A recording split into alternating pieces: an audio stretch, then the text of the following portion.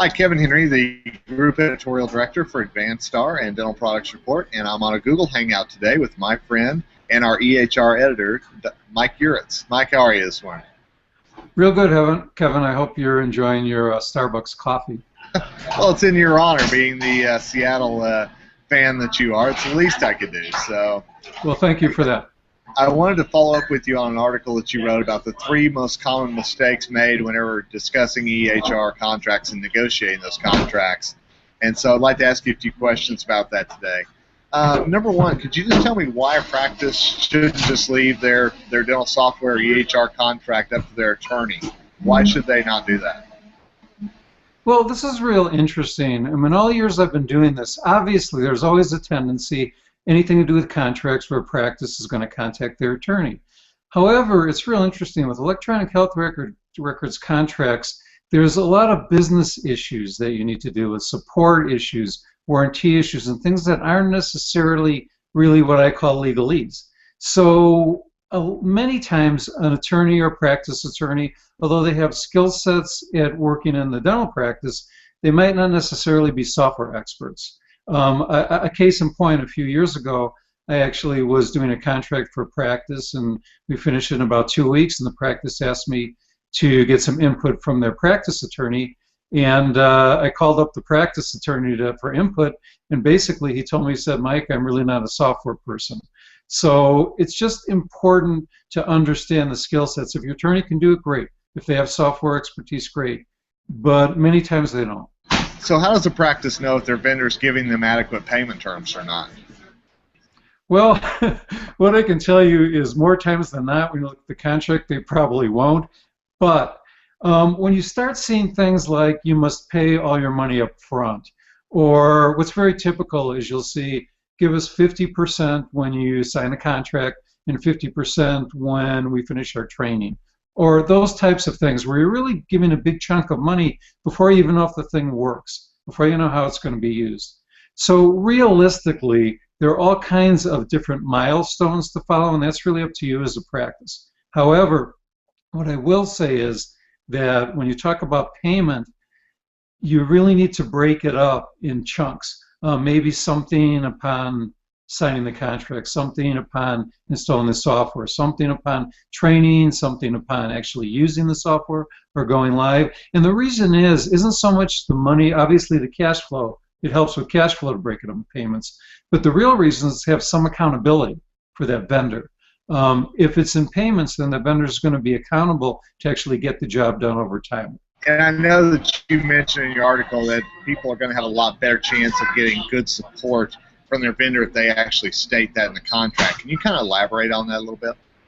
Oh, sure. You know the old cliche, the squeaky wheel? Well, if you heard the horror stories about practices not getting support, they paid for their software, they've installed it, 5 months later something happens, and they don't hear back from their vendor. Well, how do we really make sure that happens? What you don't see enough in contracts are things called support level or service level agreements. And without going into too much detail now, that really lays an outline of when you have an issue, how a vendor is going to respond, when they're going to respond, when they're going to take care of you. Are they going to work hours or off hours? So really it lays down the rules of the road. And again, the key here is accountability. So if there's 20 practices that have contracts, and yours is the one that actually has agreements in there, how the vendor is going to take care of you, believe me, you will become a squeaky wheel, and you'll be the one taken care of.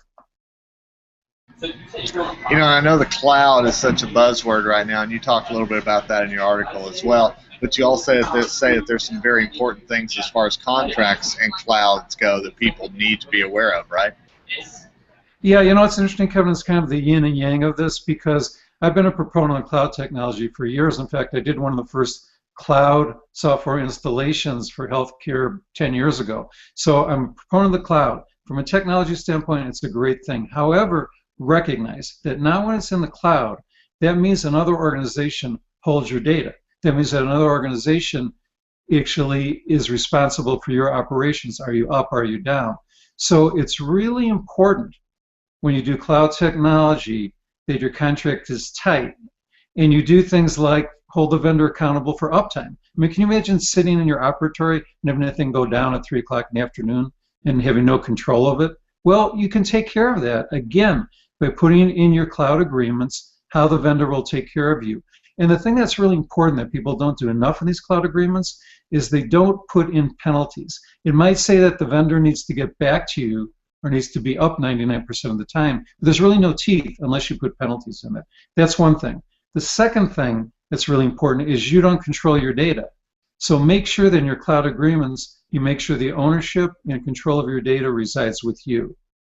And another thing that's really important is something I do in every cloud contract, and really it's a transition. Remember, the vendor holds your data and holds your operations. And many times you might decide to go to a different vendor 3 years from now, 5 years from now.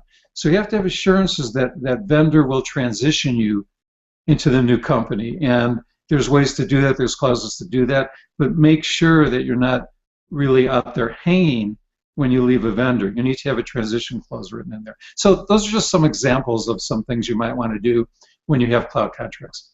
You know, the vendors that you speak of they're pretty large powers. I mean, they're pretty large companies. If I'm a small dental practice out there, I'm kind of wondering to myself, can I really negotiate with these larger vendors? But obviously, you believe that you can, right? Well, you know, how about the old story of David and Goliath? You know, I can't tell you how many times it really bothers me when I represent practices, especially small practices. There's this mentality that, hey, you know, this vendor's been around for years, they're large, they have their set contracts, their set pricing, everything's set. Who am I? We have 2 dentists, we have 3 dentists, we're a small group, we're a small practice. You know, that's just for the big ones to negotiate, the big groups. And you know what? That's not true. Because the way I look at it is whether you're a small practice, whether you're a large practice, you still need to have the same rights in your contracts. So, and this happens a lot. On the flip side of it, I've negotiated many contracts, and sometimes a vendor will go to me, well, Mike, you know, that last deal we did was with a group practice, so I was happy to negotiate, but this one you're doing now is a small practice, and so we can't really afford to do the things you want. But you know what? At the end of the day, again, whether you're small or large, there's certain basic necessities that you have, certain basic rights you have in contracts. So I would very much encourage, even if you're a small practice, to really get your rights and to negotiate your contracts and get what you need. Mike, as always, I appreciate your insight and your professionalism with this, and certainly look forward to seeing more and more articles and videos with you in the near future. Thanks for being our EHR editor and our expert as well. Thanks again, Kevin. Appreciate it.